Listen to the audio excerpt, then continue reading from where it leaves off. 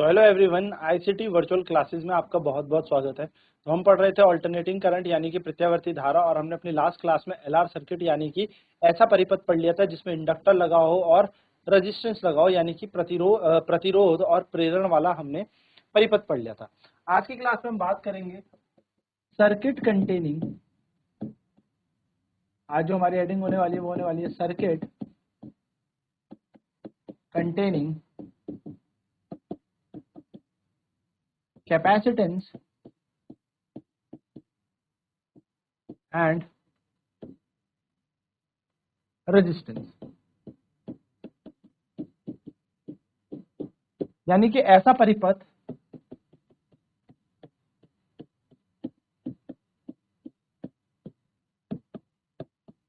जिसमें धारिता और प्रतिरोध हो, यानी कि इसको हम सीआर सर्किट यानी कि सीआर परिपथ भी कहते हैं। ठीक है, चलिए तो फटाफट से इसका डायग्राम बना लेते हैं।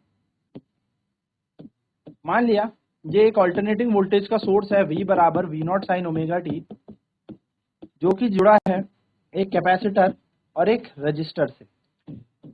इस कैपेसिटर को मान लिया C और इस रजिस्टर को मान लिया R, यानी कि धारिता को मान लिया C और साथ साथ में प्रतिरोध को मान लिया R। तो धारिता के पास जो वोल्टेज है वो VC है और प्रतिरोध के पास जो वोल्टेज है वो VR है। ठीक है, तो हम यहाँ पे क्या लिखेंगे, let VC is equals to voltage या पोटेंशियल डिफरेंस, वैसे वोल्टेज लिख लेते हैं ज्यादा बढ़िया है, वोल्टेज अक्रॉस कैपेसिटर, यानी कि हम यहाँ पे अगर बात करें VC क्या है तो VC है धारिता के पास वोल्टेज। उसी प्रकार से अगर मैं बात करूं VR की तो VR क्या हो जाएगा, वोल्टेज अक्रॉस रजिस्टर, यानी कि VR है प्रतिरोध के पास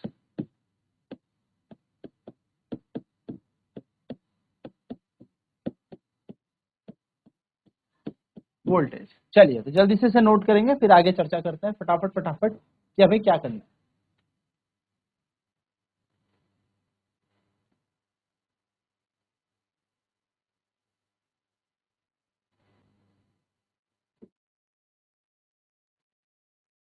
ना अगर हम बात करें तो हमें एक चीज पता है बहुत अच्छे से, एक ग्राफ अगर हम इन दोनों के बीच बनाएं तो हमें एक बात पता है कि वोल्टेज जो इंडक्टर में होता है वो तो 90 डिग्री आगे चलता है।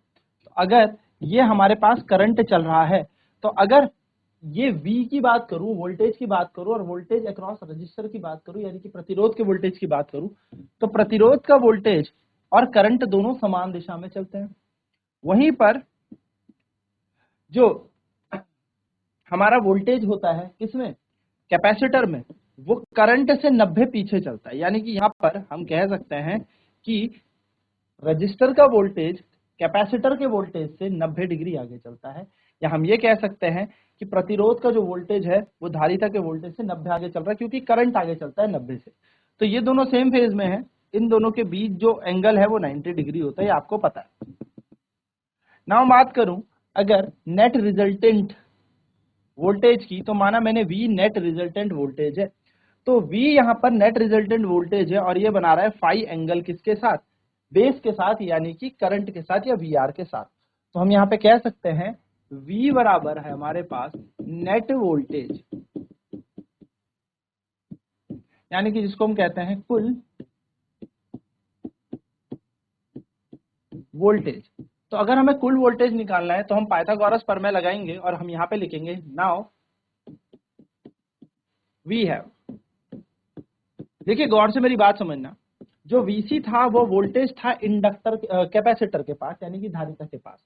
तो धारिता के पास जो वोल्टेज होगा उसका मान होगा IXC, जहां पर XC जो होता है वो मैंने आपको बताया था 1/ओमेगा C के समान होता है, याद रखेंगे। अगर मैं VR की बात करूं तो ओम्स लॉ के हिसाब से V is equal to IR बनेगा, है ना। तो नाउ नेट वोल्टेज अगर निकाला जाए यानी कि अगर मैं कुल वोल्टेज को निकालूं तो कुल वोल्टेज निकाला जाएगा पाइथागोरस प्रमेय से, जो कि होगा वी स्क्वायर बराबर वी सी का स्क्वायर प्लस वी आर का स्क्वायर, जिसमें से वी स्क्वायर ऐसे ही इसकी जगह आ जाएगा आई एक्स सी का स्क्वायर, जैसा कि मैंने आपको बताया था वी सी का मान कितना होता है आई एक्स सी, ठीक है, प्लस आई आर का स्क्वायर, वी ऐसी रहेगा, ये बन जाएगा आई का स्क्वायर एक्स सी का स्क्वायर प्लस आई का स्क्वायर आर का स्क्वायर, वी ऐसी ही रहेगा, इस वी स्क्वायर में कोई छेड़खानी नहीं, आई स्क्वायर यहां से कॉमन लेने पर हम पे बचेगा एक्स सी का स्क्वायर प्लस आर का स्क्वायर। नाउ क्या करेंगे, यहां से v को मुक्त कर देते हैं स्क्वायर से, तो यहाँ under root I square X C का स्क्वायर प्लस आर स्क्वायर हमारे पास समीकरण बन जाएगा, जो कि बाहर आके क्या बन जाएगा हमारे पास v बराबर I under root X C का square plus R square. Now the quantity, याद रखें ये सेम हमने सेम लास्ट टाइम भी की थी, नाउ द क्वांटिटी एक्स सी, ये सी है ठीक है, एक्स सी का स्क्वायर प्लस आर स्क्वायर जो कि पूरा रूट के अंदर है, इसको कहा जाता है जेड यानी कि इम्पीडेंस। यानी कि यहां पर राशि एक्स सी का square plus R square under root बराबर होता है जेड, जिसे हम कहते हैं प्रतिबाधा। तो आपसे कई बार पूछी जाती है कि सीआर सर्किट की प्रतिबाधा बताओ, यानी कि सीआर सर्किट की आपको क्या बतानी होती है, इम्पीडेंस। तो इम्पीडेंस हो जाएगा हमारे पास अंडर रूट एक्स सी का स्क्वायर प्लस आर स्क्वायर। अच्छा, ये इम्पीडेंस करता क्या है, तो ये धारा को रोकने का काम करता है, हाँ सर वही बताया था। तो इसकी इकाई क्या होती है, इसकी यूनिट होती है ओम।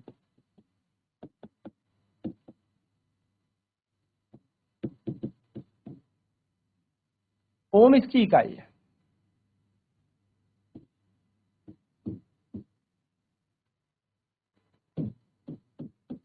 प्रतिबाधा, तो जो प्रतिबाधा होती है बेसिकली यूनिट ऑफ इम्पीडेंस ओम होती है, यानी कि प्रतिबाधा की इकाई जो होती है वो क्या होगी हमारे पास, ओम होगी, ठीक है।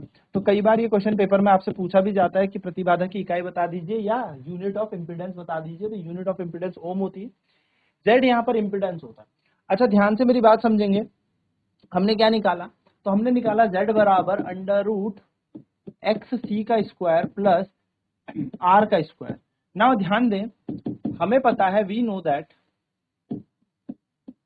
कई बार न्यूमेरिकल हो या ऑब्जेक्टिव टाइप क्वेश्चन हो, जब हम इसके क्वेश्चंस करेंगे भी तब ध्यान में रखना कि यहाँ पर यह भी लिखा जाता है कि एक्स सी जो होता है 1/ओमेगा सी के बराबर होता है। तो अगर मैं यहाँ पर एक्स सी की जगह 1/ओमेगा सी लगा दूं तो यहाँ बन जाएगा 1/ओमेगा सी का होल स्क्वायर प्लस 1/आर स्क्वायर। और आप अगर इसे गौर से देखेंगे तो ये बन जाएगा under root 1/ओमेगा square C square plus 1/, एक सेकेंड, यहाँ 1/ नहीं होगा, या प्लस आर स्क्वायर होगा, हाँ plus R square plus R का स्क्वायर, ठीक है। तो ये भी हमारा इम्पीडेंस है। नाउ अगर हम फिर से बात करें, वी ऑल्सो नो दैट, हमें फिर से एक चीज और पता है, और वो ये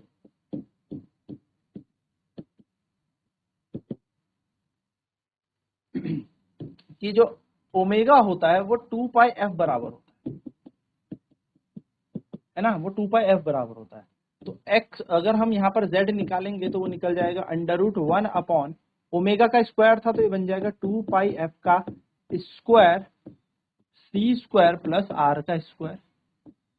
और अगर मैं यहाँ पर इसको सॉल्व करूँ तो ये बन जाएगा अंडर रूट 1/4 पाई का स्क्वायर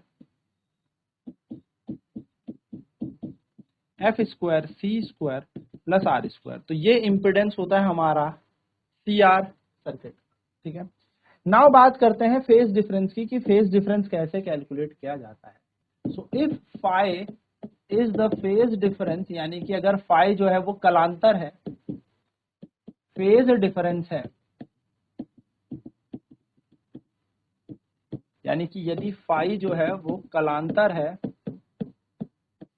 तो हमने जो एक ग्राफ बनाया था वो कुछ इस तरीके से बनाया था कि इधर VR चल रहा है, इधर VC चल रहा है, ये है V और ये है फाई। तो आप गौर से देखेंगे फाई के आगे अगर मैं इसको ड्रॉ करूं तो ये निकल जाएगा VC, यानी कि 10 फाई का मान हमें निकालना है और 10 फाई का मान होगा VC बटा VR। VC का मान होता है IXC और VR का होता है IR। I से I कट गया तो 10 फाई का मान आ जाएगा XC बटा R। ठीक है, या फिर हम यहां से निकाल सकते हैं 10 फाई बराबर, जैसे हमने लिख ही दिया है XC बटा R, XC की जगह हम लिख सकते हैं 1 अपॉन ओमेगा C। तो 10 फाई का मान आ जाएगा 1 बटा ओमेगा C बटा R, जिसको हम लिख सकते हैं 1 अपॉन ओमेगा C R। याद रखिएगा ये क्वेश्चन कई बार एग्जाम में आता है कि फेज डिफरेंस बता दीजिए, कलांतर बता दीजिए, किसका, CR सर्किट का, यानी कि हमारे CR परिपथ। तो ये बात आपको ध्यान में रखनी है। चलिए तो जल्दी से इसे नोट कर ले फटाफट से सारी बातें।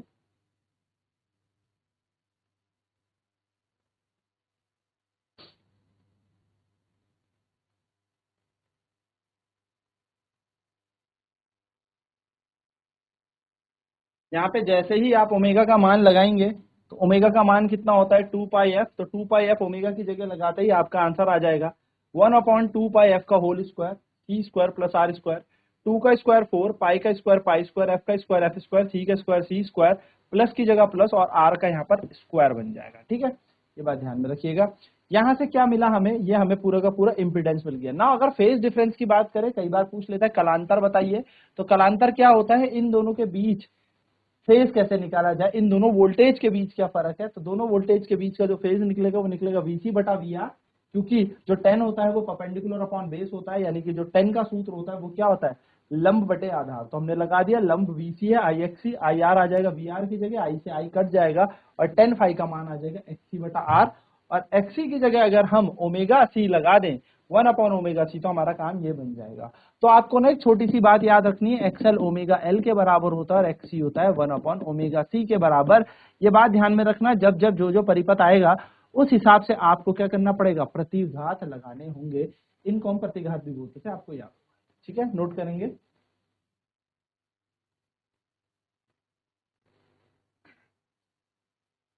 तो ये था हमारे पास आज CR सर्किट, आज हमने CR परिपथ पढ़ा।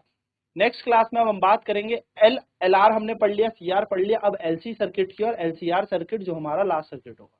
तो ICT वर्चुअल क्लासेज में आज इतना ही। आपका दिन शुभ।